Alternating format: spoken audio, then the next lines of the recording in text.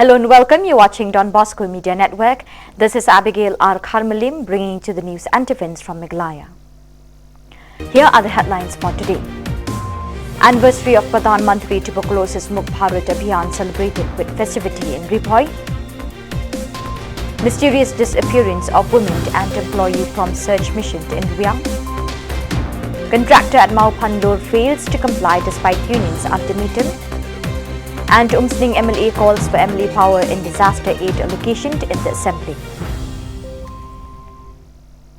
And now the news in detail. The Office of the District Medical and Health Officer DMHO, in collaboration with the District Tuberculosis Officer Ribhoi District, marked the anniversary of the Pradhanmantri Tuberculosis Bharat Abhiyan (PMTBMBA) today at the Science Hall in Nongpor. The event was graced by the presence of Manish Kumar, Assistant Deputy Commissioner of Ribhoi, who attended as the chief guest. Other distinguished guests included Dr. P. Kharnari, Assistant Medical Superintendent of MIMHANS, Dr. T.S. Momin, DMHO of Ribhoi, Dr. E. Kalwing, District Tuberculosis Officer, and various officers and doctors from the Health Department. During the commemoration, the DMHO's office extended their gratitude to individuals who have played a pivotal role in supporting tuberculosis patients. They were recognized for their contributions in providing essential food and medicines to those in need. Additionally, the event highlighted the efforts of those who offer food assistance to TB patients under close care.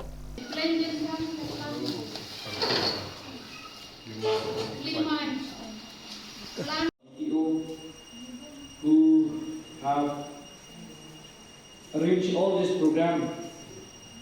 We are involving the businessmen, various organizations, NGOs, civil society, private citizens, so that we can collaborate our effort to help our TB patients in multiple ways, through diagnostics, through nutrition, through vocational training. So as I just interacted with our DTO ma'am, that around 90 to 95 Nikshamitra we have in district. So we will try to increase this number as soon as possible, so that all TB patients in the district, that is around 330, we will appoint one Nikshay Mitra for all of them, so that they can get a good TB treatment, they can recover as soon as possible.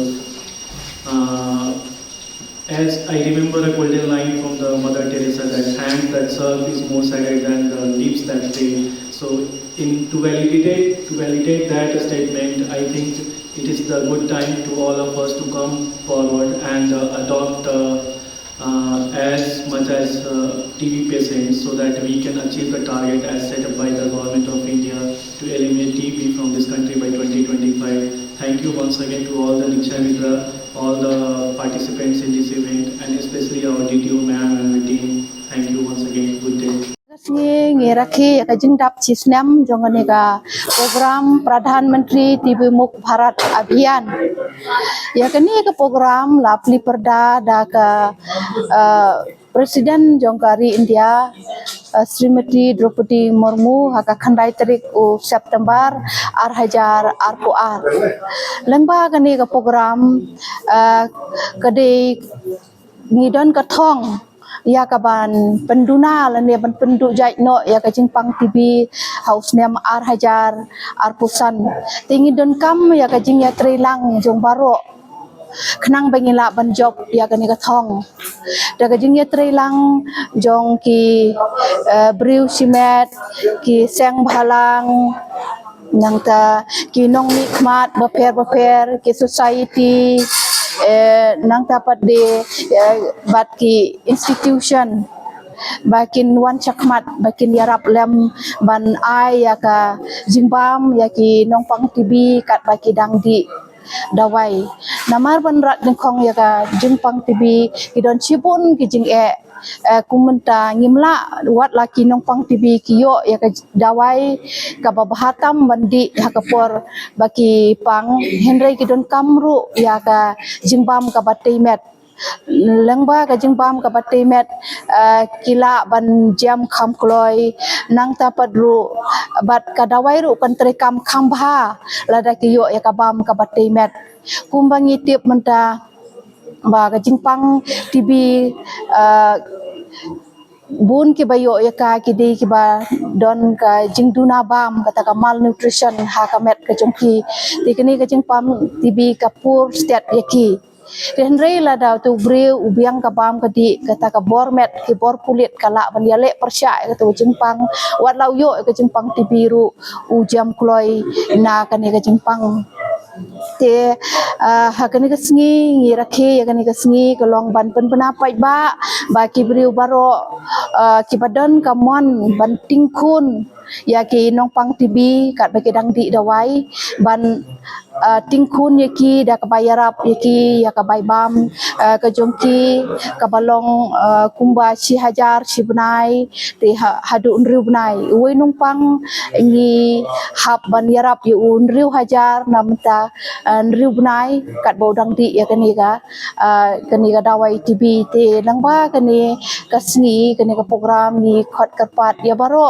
ki bala ban adop ya kini kinong pang TB hapo ribhoi namar hadu menta ngi dan hadu lai spa lai pulai kinong pang TB hapo ribhoi district hadu September arpoi terik ar hajar ar pulai te na kini lai spa lai pulai ngot te tang khandai phu prangot kinong pang TB la tingkhun da kita kinik chei mitra henrei kiwi pat kidang sa kidang up khmi lenti bakin adop ya daki nik chei mitra banirap iki ya kabam kadi Tina kini lai spa lai pulai ngot ti don ki bala koi don ki bala yo transfer chawai don ru ki bala yapno te haduk menta ki badang di dawai ki don ar spa san pu saungot hapo riboi district ti kini ki ar spa san pu saungot don pedeng jongki ki bala yo ban adop yaki lani tingkun yaki dan mix cai mitra hene dang don bun ki ba empat yo kita ban yarap yaki hakabam kadi te lengba kani ka program bat kumjuro kani ka sngi nga kerpat kung I district tuberculosis officer ba kin lakin wan chakmat ban yasno lem kakti kamon kakti kadiang ban yarap lem ikin ginong pang ki baduk ki bajenjar ban penbiang iki kabam kadi lengba ka jing yarap ka jumpi ngila ban penduna no ne ka jing pang TB haka district ka jungi kumju ka jila ka jungi haka ri ka jungi bat job syakata ka thong ka ba ban penduna ka jing pang TB haus nyam ar hajar ar pusan. In a baffling turn of events, a woman and an employee of Shakambari Ferro Alloy Workshop have gone missing in Abhiyan. The manager of the facility, deeply concerned by their disappearance, has expressed his commitment to locating the two individuals. The manager, who wishes to remain anonymous, stated that the search for the missing woman and employee has been ongoing tirelessly. Regrettably, there have been no significant leads or clues thus far. Adding to the intrigue, the missing employee is known to be fluent in the Khasi language and has maintained strong ties with the local residents for an extended period. The nature of his relationship with the community remains a mystery both to the manager and his colleagues. We are working here for the industry. If a driver did some misdeed and eloped a woman, she is also married lady from the local village. So it is a joint effort. We are giving our full effort. Meghalaya, where we can give the effort, but local people give the more effort to do this thing.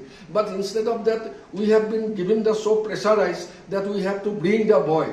But is it possible for us or like people like us who are working in this area to go out and bring the boy? Because he is untraceable. The boy knows Khasi, the boy knows Assamese, though he is a Boro boy, he is also tribal from Assam. He knows Khasi and he has a very strong relationship with the village. It is not one day effort. It is not a one day matter. He has a long-term association and long-term relationship with the villagers. So villagers know him very well than us because he is our driver. We do not have, he is doing his duty. We are the administrator. That is our relationship. In spite of that, he did this thing without our knowledge.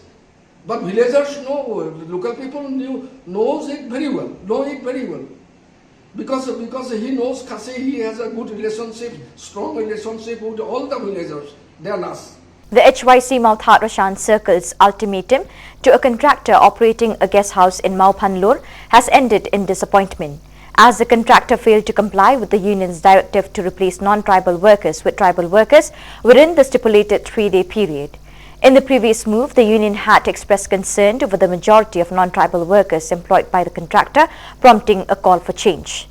Today, union representatives conducted an inspection at the picturesque tourist spot of Maupanlur and discovered that the guest house workforce remained unchanged with non-tribal workers still on duty. Additionally, the workers lacked the required police verification. Consequently, in a stern message to the contractor, the union instructed the non-tribal workers to return home, citing the failure to adhere to their earlier directive as a valuable lesson for the contractor.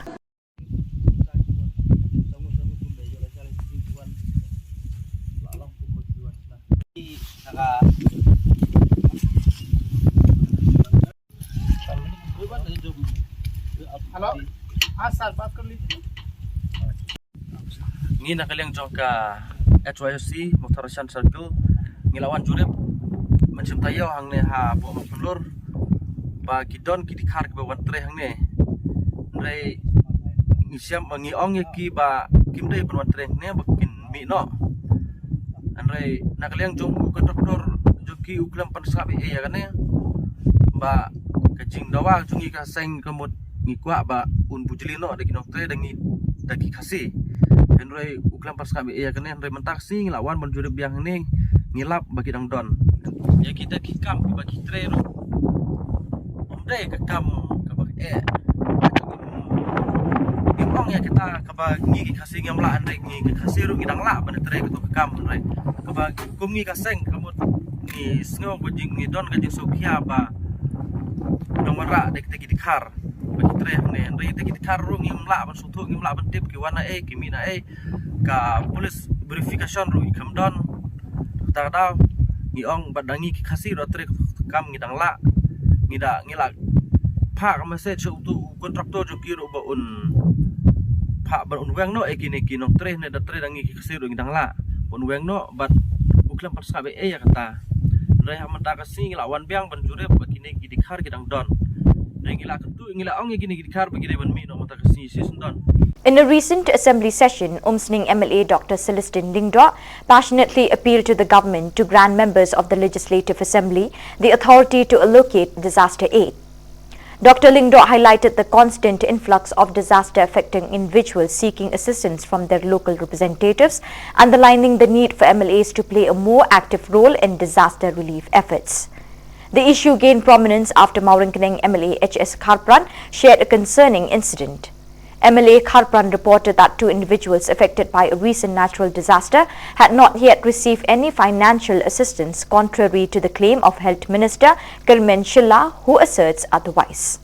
Honorable Speaker, sir, yesterday also we have spent some time in discussing about natural disasters and fire incidents. Whenever any of these incidents happen, the first person to be contacted by the people is either the MLA or the MDCs. So I would like to request the minister, rather I would request the Chief Minister, will it not be nice if a fund, maybe we can call it a contingency fund, allotted in the hands of each MLAs, so that we can respond with relief immediately. I know we have the SRWP, we have the CM's Development Fund, we have ISYDP, but those are having specific guidelines where you can allot. Here, sir, I would like to remind that in the recent rainy season, many of the houses in my constituencies also, the wall that they make to protect their house, there were many landslides. When we contact to the DC office, they say this is not included in the disaster, natural disaster. For a poor man to make again that wall, which has been affected in the landslide, it becomes a hilly task. For an MLA to visit and not doing anything, that is again very painful, sir. So I request the government, if possible, please consider having a contingency fund for all the MLAs. If they cannot be trusted, let that fund remain in the DC office, but on the recommendation of the MLA, that fund has to be released immediately. I will tell you an incident, sir. In the first week of August, one house in my constituency has been completely gutted. I reached the venue, we took the photographs, we helped them to file complaints to the BDO and DCs. Till now, no relief has been given. So that contingency fund, if it could be made available, will go a long way in serving our people. So my question is, will the government consider having that fund for all the MLAs? Thank you, sir.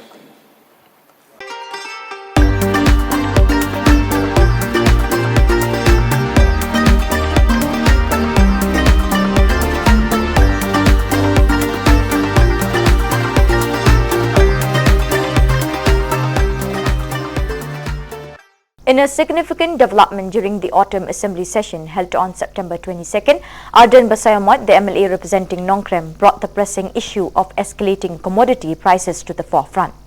Despite assurances from the minister in charge, Comingwan Umban, that the government was closely monitoring the situation, concerns over the relentless rise in the prices of essential commodities, especially food products, have persisted.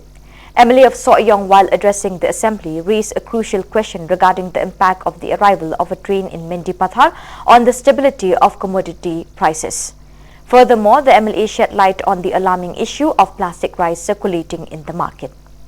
Speaker, sir, thank you once again. Sir, plastic rice sets off a panic among the people of our state and also in my constituency. The question arises every day, from time to time. So my question through you, Mr. Speaker, sir, to the Minister in charge of Food and Civil Supply, can the government make an assurance that our rice is safe and free from plastic presence? That also is a new question, sir, but I have to. This is, I think, our people in the state, they don't know about this fortified rice. Sometimes when the people, they get this fortified rice, they used to ask, this is a plastic rice. But if this allocation, if the people get some kind of that plastic rice, kindly ask these people to complain to our department. We have the district, deputy commissioner, all the district, they can complain that, then we'll take action accordingly. Thank you, sir. Regarding this particular plastic rice, I think I have already raised last budget also. I have already told to take a cognizance of it, because since I have bought that one particular in the floor of the house, it should have been at least cognizance should have been taken and some FIR should have been made. But till that, it seems like there is no response. So there should have been some kind of action taken against it. Already bought on the floor of the house. What is the question, sir? So I'm talking about the plastic rice. The plastic rice, which was already, I have already given the sample also last time. Already replied. Sir, if this sample you have with you, kindly bring to our knowledge. Our department will examine that.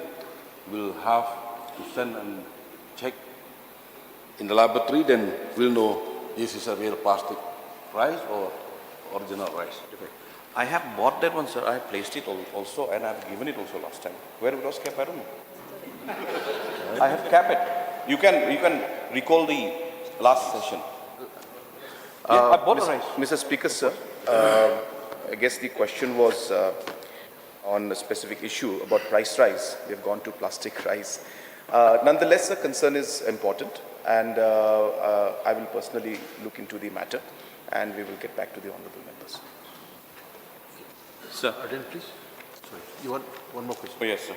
Sir, since the business reality begins with a clear view and of the external environment, the structural changes sweeping across all over India, how eventually touching, the practicality, the business rice commodity of all the vegetables, not only in Meghalaya, but everywhere. So, but the fact is that like sometimes we tend to take it in a linear fashion, like a piecemeal, failing to see the emerging pattern. So, last few months back, in the month of January, the price of one packet of rice was only 1,000. But after the election, at present, it has reached to 2,000. Not only rice, all the other commodities. So I would like to request through you, Mr. Speaker, sir, since we are every government servant is getting the same salary, even though the commodity of all the price has risen, not only the rice, all the commodities, vegetables, everything. So I would like to request, why don't the government examine to start giving the 7th pay commission also, because we are stuck with the 5th pay commission. So that can profoundly, address all the issues of price rise. Thank you, Mr. Speaker. What commission? It's also beyond the purview of the principal question. That is beyond our purview. No, I was like requesting the Chief Minister, of course.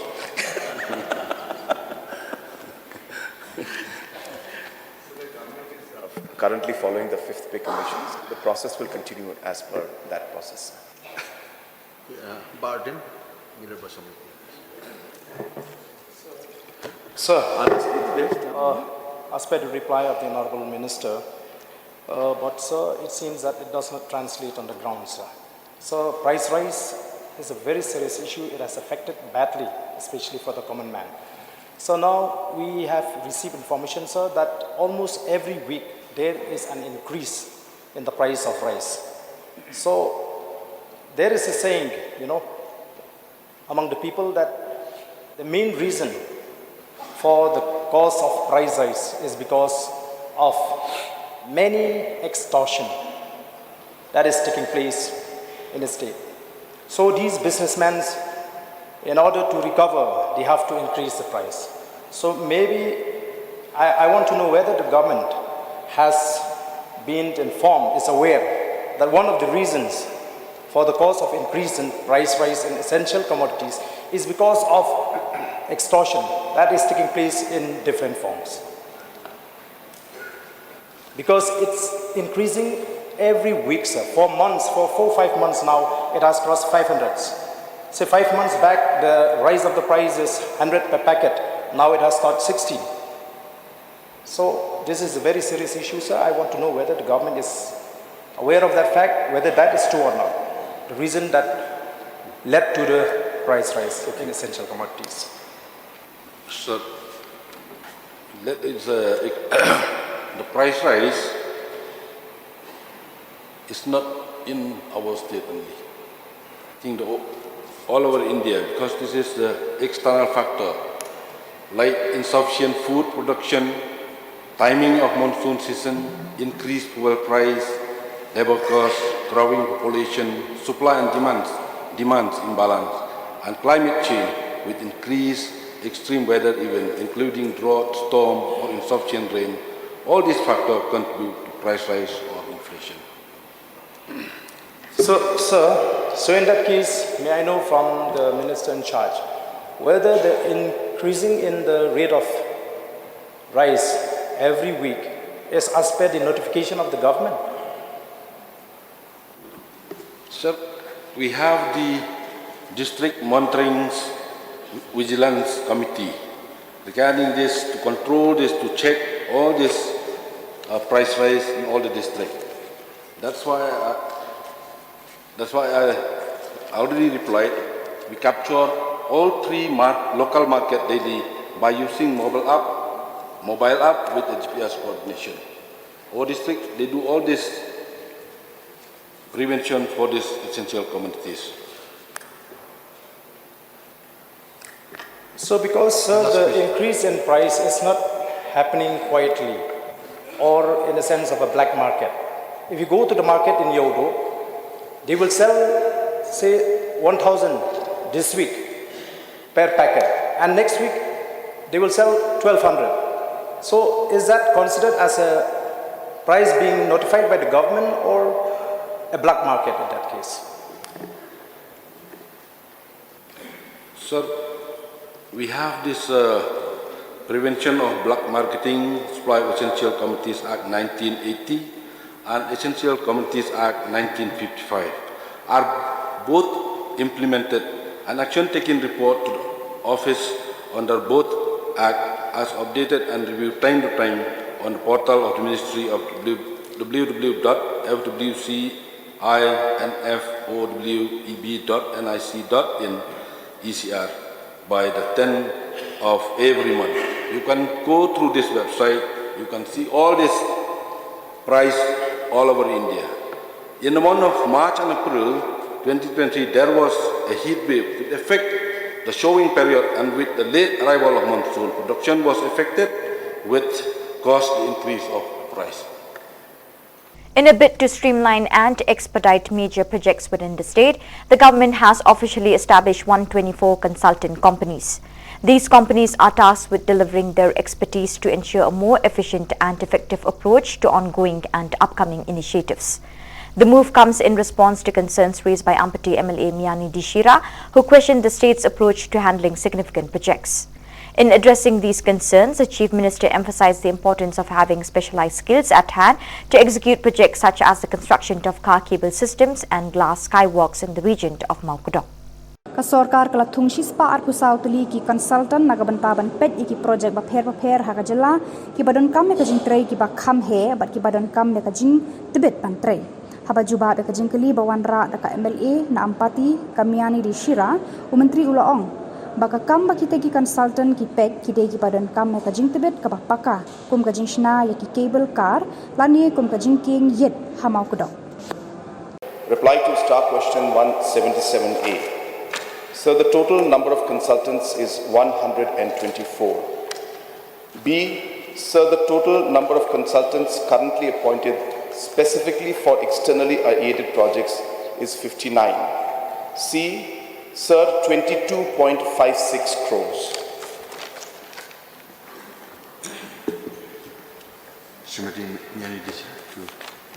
Thank you, Mr. Speaker, sir. May I know from the Honorable Chief Minister the number of consultants in the course of his reply. Honorable Chief Minister has said that the total number of consultants is 124 and the consultants appointed for externally aided project is 59. Therefore, sir, I want to know from the Honorable Chief Minister the 65 other consultants which are not appointed for the externally aided projects, whether they are appointed for a specific project or just generally. Sir, this is a very important question, and it is giving an opportunity for us to really clarify a lot of things, because a lot of confusion is there regarding this particular subject. So therefore, sir, to bring clarity to the House and to all the members, so the consultants, as you are aware, are basically, sir, experts, technical experts, who are brought into the system on a task basis, and therefore on a specific task they are brought in, and they are obviously, sir, in a way a contractual team that is brought in, and they are experts in their field. Sir, there are two sections where the consultants are required, and in both the cases, number one, in the centrally sponsored schemes of Government of India, and as well as in the EAPs. In both of these categories, so the consultants are mandated by the guidelines of the different departments in most cases, and in a lot of the cases we also have to use their expertise, because we would like to move much faster and get the expert advice. Replying to the specific question of the Honourable Member, so centrally sponsored schemes today, for example, So centrally sponsored scheme, for example, the Smart City project. In the Smart City project, it is mandated that consultants have to be there. Similarly, sir, PMGSY, even there it is required to have consultants. So we had the Mega Food Park, that also required us to have consultants. So on and so forth, so there are many. Swadesh, a tourism project, it was required, sir.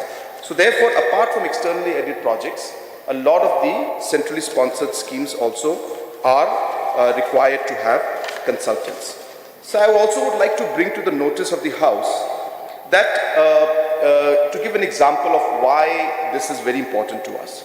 So there is a very big project. It's an example to showcase to the House that there was a project called the Unity Mall, which the Honorable Prime Minister is giving certain amounts to every state. And you'll be happy to know, sir, that 132 crores has been sanctioned for Meghalaya. And we are the only 3 states in the whole country that has managed to do that within 6 months time period. And all this is happening, sir, because of the fact that we are able to get the expert advice and submit the proposals on time and receive the funds on time.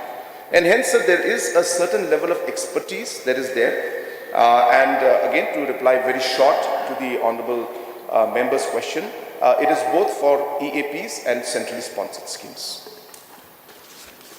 So the consultants, of course, are selected in a very transparent manner, as mentioned. And the consultants are required for different purposes, and therefore the expertise are different. But since the Honourable Member has asked, the number is sort of 26 local, and the rest are at national level, which means large consultants who do large projects which require a certain level of expertise and certain turnover. Those are there. But in spite of that, so what is also important to note is that when these consultants come in, they are locally hiring a large number of local people out here. And these people then get an exposure to the expertise that are there and that actually become independent in nature in the time to come. So you're seeing a lot of capacity building also taking place in the last 5 years when consultants have come and trained our own people, and now they are moving forward. And obviously, sir, our local people also are benefiting, since the Honourable Member is indicating towards local consultants. But sir, to ask specifically to his answer to his question is 26. Bright, please. Or you want to continue? Please, please. So may I know from the Honourable Chief Minister, since he had stated that these consultant has been appointed as per the mandated guidelines based on the specific projects implemented in the state. So I know it will be lengthy for the Chief Minister to reply. I'll request him to place it in the floor of the House with regards to all projects where it is mandated to have these consultants as per the guidelines as you have already mentioned. Yes, sir. We'll do that, sir. There's no problem, because these are, as I said, as per the mandate. And sir, more importantly, what is also important for the members to know, that the cost of these consultants are already incorporated in the project cost itself. So today, when we're doing, say, a smart city project, it is mandated to have a consultant, and that cost of that consultant is within the cost of the project. So there is no over and above cost to the state exchequer or from the taxes that we are getting or collecting from the central pool of the taxes that we get. So this is another important thing that the members should be aware about, that all the consultants in the projects is as per the guidelines, which is mandated, and the cost of that also is incorporated within that project cost. In a recent assembly session, Minister of Tourism Paul Lyngdoh disclosed exciting news about the upcoming Cherry Blossom Festival 2023. During the 0-hour notice initiated by VPP MLA of North Shillong, Adalbert Nongrum Minister Lyngdoh informed the assembly that this year's festival is set to be an extravagant affair, with an estimated budget of 8.49 crores. The minister went on to reveal the financial breakdown of the festival. The government is contributing a substantial sum of 1.99 crores towards the event. To cover the remaining 6 crores required for the festival's grandeur, Minister Lingdo explained that funding will be obtained through ticket charges, which will be facilitated by various companies.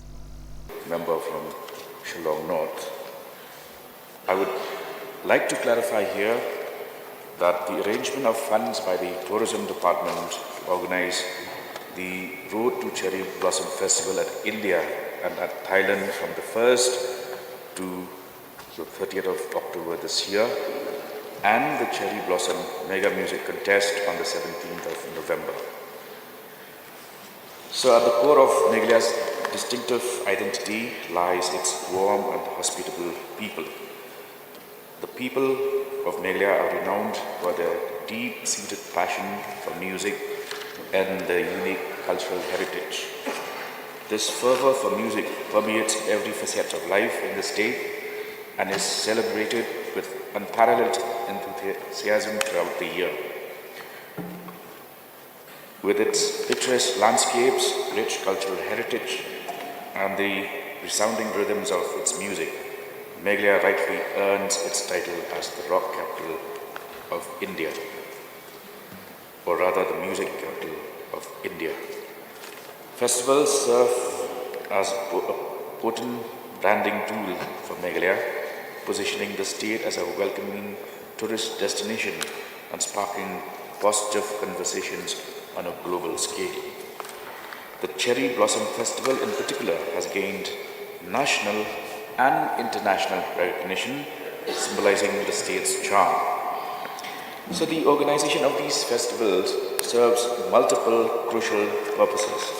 Firstly, they provide a platform to local artists and musicians to showcase their talents alongside renowned national and international artists, nurturing local creativity and fostering cultural exchange. Secondly, they cater to the demands of tourists by offering unique and unforgettable cultural experiences, significantly boosting tourism in the state.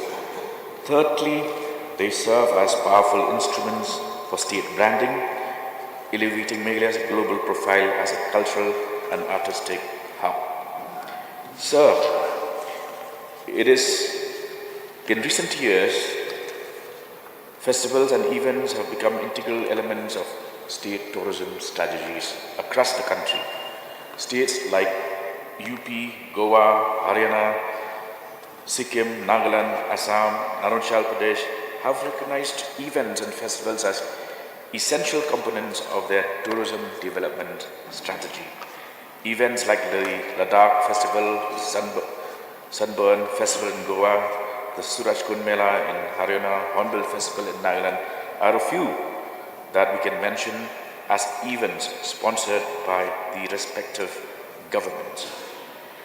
I would also like to inform members of this August House that in this year's Cherry Blossom Festival, in addition to the mega music contest aimed at nurturing and launching local talent into the music industry, we will also be organizing a choir competition to provide a platform for local choirs and vocal groups to showcase their musical prowess, creativity, and harmonious talents. It's an opportunity for these talented groups to gain recognition and appreciation from both local and visiting audiences. So the impact of these events has been significant. The last Cherry Blossom Festival in 2021 attracted approximately 45,000 attendees, of which at least 30% were tourists, equating to more than 10,000 tourists in 3 days. Similarly, the Megong Festival hosted last year drew a crowd of 3.5 lakh crowd. According to data available with the department, a substantial portion of the tickets sold in 2022 were purchased by tourists. Moreover, virtually all available accommodations were fully booked during the festival period, generating additional revenue for the hospitality industry of the state, in addition to the income earned by locals through setting up of stalls, food counters, transportation services, and so on. I'd also like to make a mention that these festivals are not entirely funded by the government of Meghalaya, but are financed through a combination of funds secured through ticket sales and corporate sponsorships. To provide context, last year we secured funds through ticket sales amounting to 1.25 crores before the festival, ticket sales alone. Additionally, we received corporate sponsorships of 1 crore. This year, we anticipate securing funds through ticket sales of up to 2 crores, depending on the lineup of performers. And the curtain raiser, which the member had made a mention of, both nationally and internationally, are aimed at increasing the ticket sales and to attract high-value tourists. Mr. Speaker, sir, the honourable member had wondered as to what was the source of financing this particular festival. I would like to highlight, sir, that an amount of ₹7.5 crores to meet the expenditure for these various festivals came under expenditure head 104. Expenditure head 104, since the member wanted to know as to where did the source of funding came from. It came from expenditure head 104, promotion and publicity of festivals, which received approval from this House during the budget session of March this year. The costs associated with these events will be covered under this budget head, and therefore there is no need for any supplementary demand, separate SD to be placed, since this was already voted and received the approval of this House in March this year. Sir, the amount sanctioned for the Cherry Blossom Festival 2023 is 1.99 crore. The expected expenditure is 8.49 crores. The deficit of 6.99 crores is targeted to be met through ticket sales and corporate sponsorship. I would repeat that the amount sanctioned for this Cherry Blossom Festival 2023 is rupees 1.99 crore, whereas the expected expenditure is 8.49 crores. Therefore, the deficit of 6.99 crore is targeted to be met through ticket sales and corporate sponsorship.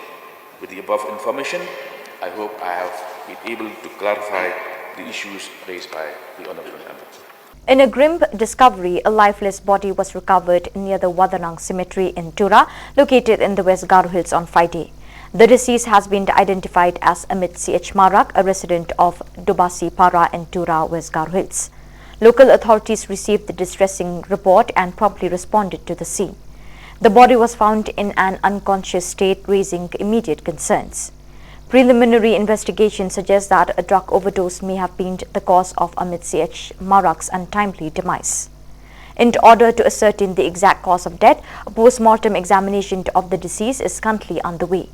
Authorities are working diligently to gather further information and details surrounding this unfortunate incident. In a significant development in Tura on the 22nd of September 2023, the Nengkra Regional Unit Eastern Zone GSU election concluded with the announcement of its newly elected leaders. Mr. Pentus R. Marak emerged victorious in the election, securing the position of General Secretary with an impressive 65 votes in his favour. Additionally, Ringrang M. Sangma was elected as the President, garnering a commendable 63 votes from the members.